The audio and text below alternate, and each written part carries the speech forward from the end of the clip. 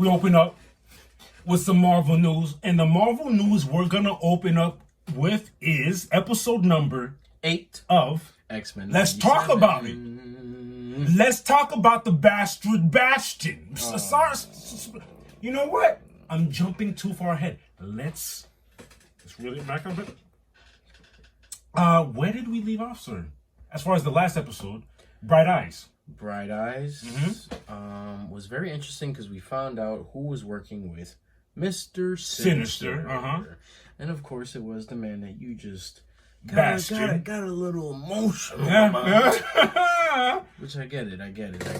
Wow. And we found out Bastion is not human. No, he is the first of his kind. Which is basically a new breed, which... For the sake of the conversation, he's an android. He's an android, which Hank kind of... He gave us an example of how the humans did what androids are trying to do now to Neanderthals, which was literally cut them off and extinct them and evolved into the human that we are today. But now, there's the android who is trying to eradicate mutants. So it's very interesting. Very interesting. Cable's still here. He's hanging around now. The Cable updates them on the future and the future Sentinels, explaining his reasons why he's coming back here. I like there was this moment where Cyclops is talking to Jean and at the window, and it was just so pungent. I hope I'm using this word correctly. Pugnantly, emotionally full, because he goes, I'm doing a bang up job as a dad. And I wanted to grab Cyclops by his collar like, dog, look at the situation you in. You sent your son to the future to have a chance. You know what I mean? Like, you should not feel like that, Cyclops. He doesn't even realize what he did. He sent him to rescue him, but that sending him to rescue him is literally sending him to rescue all of mutant kind. As you were saying it, I was like, oh my God, Plaque just hit me in the head. That's fact. Cyclops, Mr. Summers, what you did was needed. You didn't even know, you didn't have the wherewithal to understand what you did. And I don't know if you caught it, was given to Bishop. They got lost in the time stream. Yes. Cable went where he went, Bishop went where he went. Correct. And then now, so after that, I like the part where he's explaining, or they ask him, how many times have you tried to stop this? He said, enough for me to want to give up. That's tough. How many times did he see his mom die? Stop. It's crazy. Oh my God. And then, I'm sorry, maybe I was out the loop. I fully understand that Madeline Pryor is dead now. I didn't get Me that. either. I didn't get it either.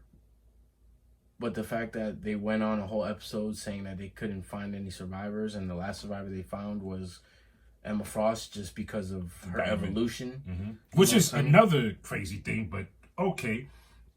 Jean and Nightcrawler have their moment. Yes. Whereas, and again, the writing is amazing. It's messed up because, like, I can't just say what more can I say about the writing, because I have to, like, you have to, like, break down what you like about the writing. But it's like, it's so good. Like, what am I complaining about? My Lord. So then after everything wraps up, we see the trio now. I like this trio. Oh, I love it. The Summers.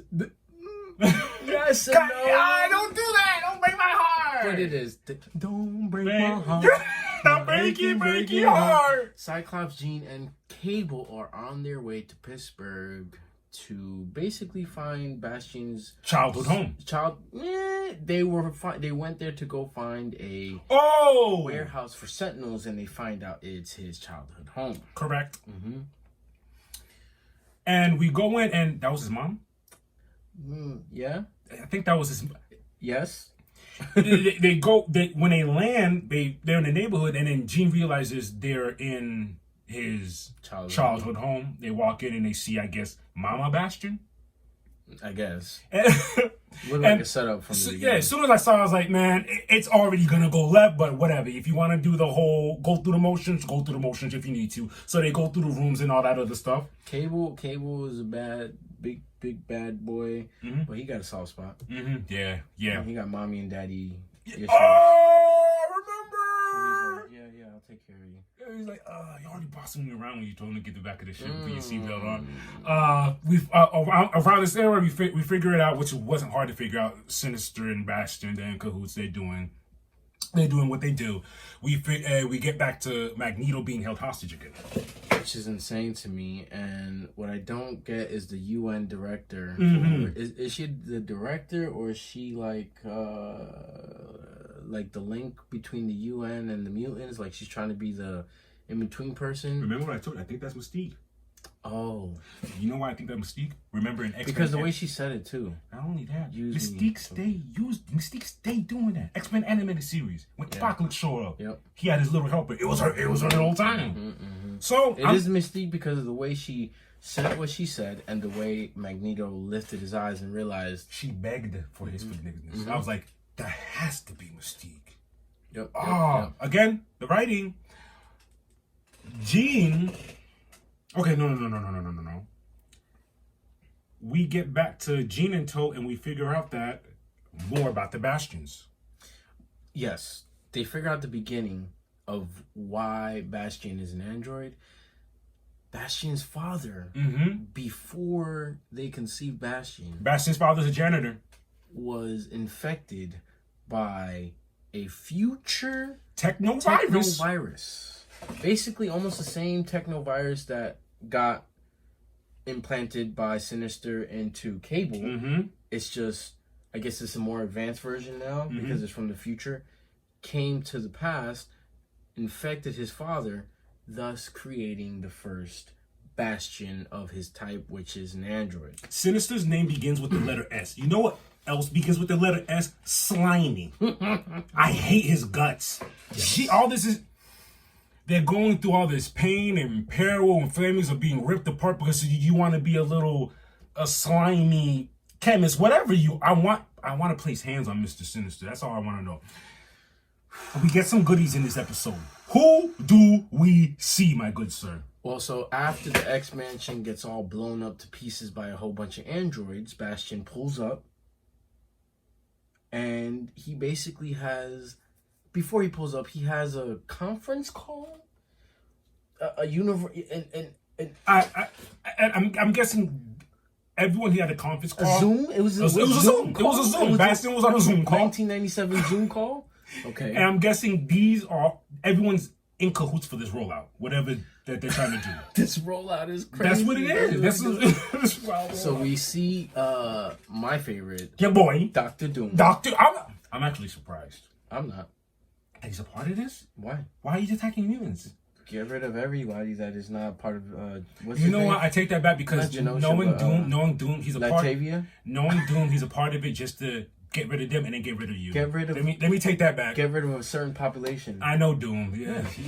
Oh, you're getting rid of people? Good. Just don't kill any of my Latvian people. That makes sense. Who else did we see? Zemo. Wait, I love it. Give me more. I love it. There was a third person that stayed in the shadows. Undisclosed. We didn't see. It was like one of those like shadow.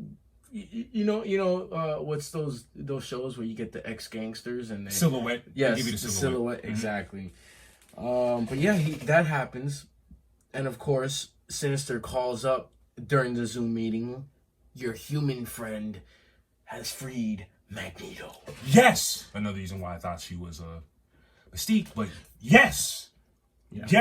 When Magneto was locked up like that and she was begging for forgiveness, I knew she was gonna let him go. There's no way she's not gonna let him go. Yeah, but I think you're on the money with that. I think it is Mystique, and we'll probably find out soon enough where she'll uncover. So. We get the confidential information about Operation Zero Tolerance, where they're basically. It's insane to me they're weaponizing civilians. They're dumping these boys in some goo like Oreos. Oh.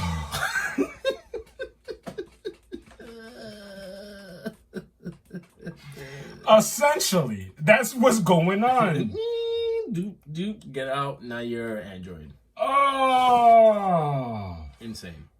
And that's where that UN director is basically like, I have had enough. This is crazy. It's not a good look.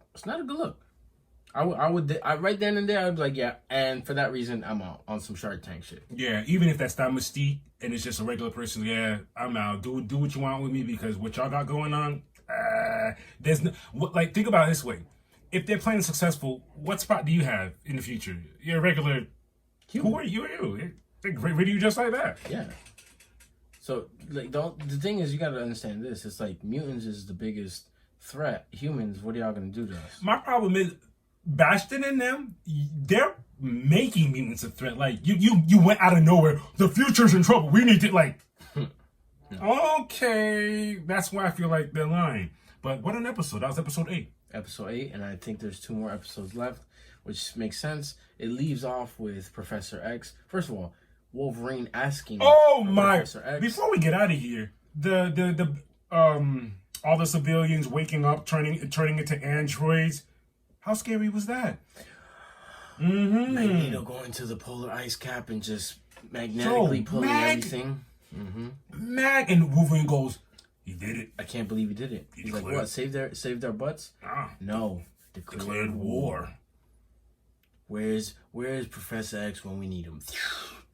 In comes Professor X. You know what I love? That ship he came in is the same design Shi'ar ship from animated series. Down to the spacesuit. Mm-hmm.